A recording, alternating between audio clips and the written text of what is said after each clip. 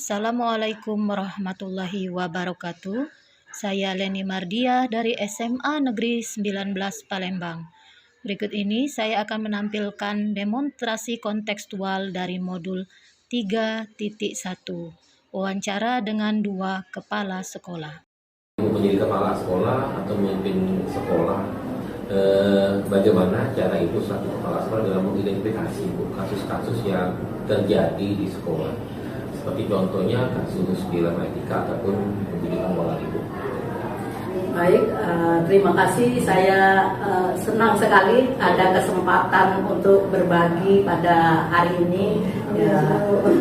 Jadi ini sharing untuk pengalaman ya. Kalau saya dalam menghadapi masalah atau untuk mengidentifikasi masalah yang ada, saya tidak langsung serta-merta untuk menilai pada akhir, tapi dicari dulu apa penyebabnya. Penyebab itu bukan hanya dari misalnya ini antara guru dan siswa, bukan hanya dari siswanya, bukan hanya dari gurunya, tapi dicari penyebab itu. Jadi selama ibu memimpin ya, bagaimana ibu mengambil keputusan di sekolah, terutama Bu, di sini poinnya kami beri terutama pada kasus yang mengandung sama-sama benar dan sama-sama mengandung nilai kebajikan. Menurut aturan gimana? Nah, baru setelah itu kan mau mengambil keputusan yang benar itu harus ada landasan atau aturan-aturan tadi. Jadi kalau kita sudah tahu, kita itu menyimpulkan dari apa yang kita bicarakan. Oh, menurut ini kalau benar seperti ini ya. Jadi kalau mungkin ada guru mengatakan, oh pendapat dia seperti ini, dia yakin itu benar. Ya, kalau kita sudah kasihkan, oh ini aturan atau peraturan juknisnya yang mengatur tentang ini. Nah, baru tahu kita kasihkan pemahaman supaya pendapat kita itu bisa disatukan sama-sama benar seperti itu. Ibu, pengambilan keputusan Bu, itu kan tentunya ada langkah-langkah atau prosedur yang ibu ambil. Boleh membagi langkah-langkah itu atau prosedur tentukannya?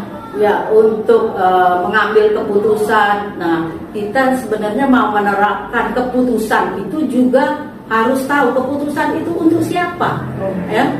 Jadi kalau keputusan itu kita ambil untuk orang banyak, kita juga harus mempertimbangkan apa untung, apa ruginya kalau aturan itu diterapkan. Jadi lingkup peraturan atau keputusan yang kita ambil ini juga harus dipertimbangkan ya, bukan mempertimbangkan Pemikiran orang lain, ya, pemikiran orang lain ya. Siapa aturan itu untuk siapa ya, aturan itu untuk siapa diberlakukan ya, terus apa efek sampingnya ya. Hal-hal apa yang mungkin selama ini Bu anggap paling efektif dalam Ibu mengambil satu keputusan pada kasus-kasus dilema etika itu? Ya, untuk yang paling efektif ya kumpul bersama, rapat bersama. Dalam rapat itu bisa kita langsung ketemu dengan guru, dengan wali kelas, dengan guru BK, ya, atau secara umum dengan warga sekolah ya. Di langkah-langkah dan penjelasan yang ibu utarakan tadi, ibu apakah pernah menemui tantangan dari pengambilan keputusan tadi Bu? Ya.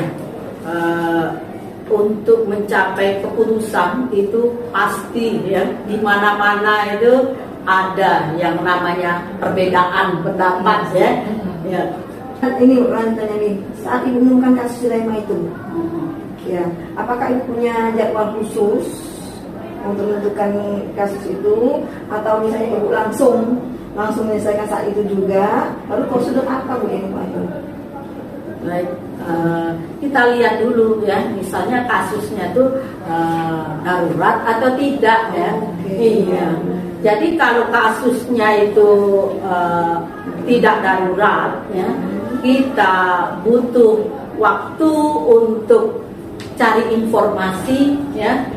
Cari informasinya mungkin kalau misalkan kita ini banyak siswa ya, jadi mungkin ada kasus siswa itu yang harus diselesaikan pada waktu itu, dan juga bisa yang diselesaikan butuh waktu. Tapi kalau nak dijadwalkan benar itu tidak ya.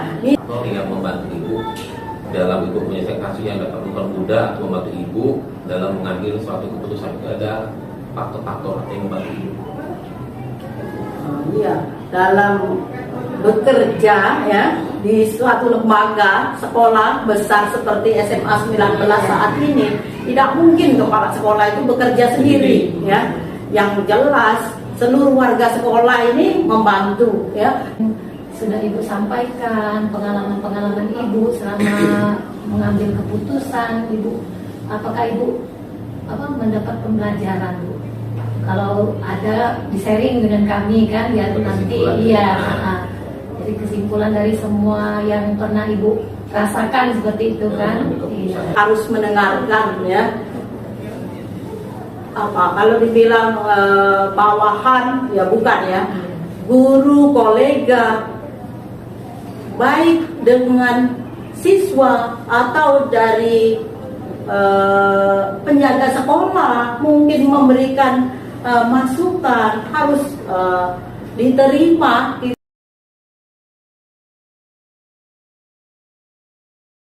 Memimpin, Bu, ya pasti ada hal-hal di lain masalah-masalah Ibu ya.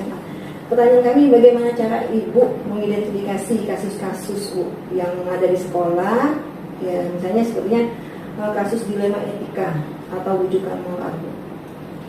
Oke, saya juga terima kasih kalian sudah hadir ke sini dalam rangka mewawancarai saya selaku kepala sekolah. Jadi sebetulnya identifikasi itu mudah kita lakukan, ya. Jadi yang pertama bisa kita melakukan menyebarkan angket atau instrumen, ya, baik kepada guru atau siswa. Yang kedua, kita melakukan wawancara. Ibu memimpin ini, Bu. Ya.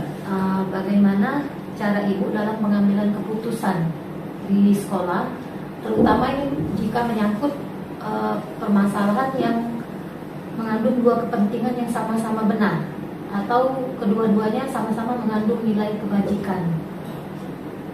Ya, langkah-langkahnya itu yang pertama, kita harus mengenali dulu bahwa ternyata di sini ada yang saling bertentangan.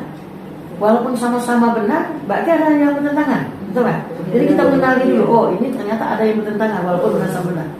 Kemudian yang kedua, menentukan siapa yang terlibat. Siapa yang terlibat dalam kasus ini. Nah, kemudian ketika kita mengumpulkan fakta, ya, atau data, mengumpulkan fakta atau data, itu yang biasa kita lakukan, ya. Jadi setelah tahu, oh ini ternyata yang terlibatnya siapa itu fakta. Kemudian baru pengujian ini benar atau salah, ya. Jadi kita adakan pengujian dulu. Ini kasus ini benar atau salah. Kalau benar sama benar, oh berarti caranya begini. Kalau ada benar atau salah, berarti cara penanggulangannya begini, berbeda. Nah, selanjutnya pengujian paradigma. Pengujian paradigma ini pengen tahunya ini kasus ini bagaimana? Kasus antara guru dengan siswa, atau siswa dengan siswa. Ya, pengen tahu dulu kasusnya ini apa, paradigmanya apa. Bisa juga masalahnya. Ya, jadi masalah ini kalau dia benar, mungkin masalah peraturan, mungkin masalah keadilan. Jadi karena dia sama, benar, misalnya sama-sama benar. Oh ini kesejahteraan, ini peraturan. Nah itu kita harus tahu dulu paradigmanya apa. Nah baru dia dilakukan resolusi. Ya, bagaimana langkah-langkah pengambil keputusan, resolusi. Nah selanjutnya setelah resolusi itu kita melakukan investigasi. Apakah ada kompromi nanti antara yang terlibat ini? Bisa ada kompromi nggak? Jadi diinvestigasi dulu, ya. Walaupun dia bersih tegang, ya kita lakukan investigasi, bisa nggak ini ada komprominya? Kalau sudah, ya kita ngambil keputusan. Setelah kita ngambil keputusan, ya keputusan itu harus kita lihat dan kita refleksikan. Bagaimana langkah ibu atau prosedur yang ibu lakukan selama ini dalam pengambilan keputusan ibu? Yang pertama itu harus melakukan keputusan yang berkepentingan kepada orang banyak, atau istilahnya berbasis pada hasil akhir. Kalau istilah bahasa Inggrisnya itu end-based thinking, jadi berbasis pada hasil akhir. Yang kedua berbasis kepada aturan. Jadi kalau kita melakukan prosedurnya harus berbasis pada aturan. Jadi maksudnya rule based thinking. Nah, dalam bahasa Inggris ya. Terus yang ketiga rasa peduli. Ya, jadi berbasis kepada rasa peduli atau istilah care-based thinking. Apa Bu yang selama ini yang Ibu anggap efektif dalam pengambilan keputusan Bu dalam kasus-kasus dilema etika tadi? Kalau itu yang pertama adalah kita harus melakukan analisis resiko. Apa resikonya kalau kita melakukannya keputusan itu? Jadi ya harus melakukan analisis resiko. Kemudian yang kedua, kita juga berkaca pada ilmu-ilmu kita yang sudah kita peroleh. Kalau selama ini lu sudah pernah pelatihan, sudah mengikuti seminar, nah kita juga mengaca pada apa yang kita dapatkan. Selanjutnya kepada aturan. Jadi dia harus mengacu pada aturan, tidak boleh tidak mengacu pada aturan. Selanjutnya yang keempat itu mempercayai apa ya istilahnya perasaan kita sendiri. Dari langkah-langkah tadi Bu, apa saja yang selama ini merupakan tantangan Ibu yang dalam mengambil keputusan ini? Nah, tantangan ini sebetulnya hal yang mudah ya. Kalau kita lihat itu sebenarnya mindset. Jadi bagaimana mengubah mindset orang bisa menerima keputusan kita itu? Karena setiap orang ini sudah punya mindset masing-masing. Ya. Itu ibu dalam menyelesaikannya, ibu butuh jadwal tertentu atau misal langsung ibu selesaikan kasus itu? Tergantung kasusnya. Tergantung kasusnya. Ya. Jadi kalau menurut kita ini harus segera kita selesaikan, ya langsung kita selesaikan. Tapi kalau menurut kita ini bisa kita tunda lah. Butuh waktu dulu. Butuh waktu dulu. Ya, tidak apa-apa kita tunda. Jadi kita jadwalkan. Kasus tadi Bu, adakah seseorang atau faktor-faktor yang selama ini yang mempermudah atau membantu Ibu dalam mengambil keputusan dalam kasus? Kalau faktor-faktor itu pasti ada. Pasti ada. Ya, yang satu posisi. Artinya kedudukan. Orang yang mau kita selesaikan itu kedudukannya apa? Apa guru, apa siswa, apa decision maker, apa dia penentu keputusan. Kita harus tahu dulu faktornya. Kemudian masalah. Apa yang menjadi masalahnya ini kita harus tahu. Ya bisa istilahnya kondisi. Ya. Apakah keputusan kita ini akan mempengaruhi tujuan? Ada mempunyai tujuan. Ya. Ini keputusan kita ini tujuan enggak? Itu yang menjadi faktor-faktor kita yang mempengaruhi kita mengambil keputusan. Tidak bisa kita mengambil keputusan sendiri. Ya. Jadi seorang pemimpin itu harus menerima pendapat orang lain. Pengambilan keputusan yang sudah Ibu pernah lakukan, apa pelajaran yang Ibu dapat? Kalau pelajaran saya bahwa seorang pemimpin itu harus berani mengambil keputusan dengan bijak. Apa ya istilahnya Patra Triloka Ki Hajar Dewantara. Jadi Patra Triloka Ing Karso Sumtulodo Ing Madio Mangun Karso Tuduli Handayani. Jadi seorang pemimpin itu harus memberi di depan harus memberikan teladan, di tengah harus membimbing asa, di belakang harus mendorong.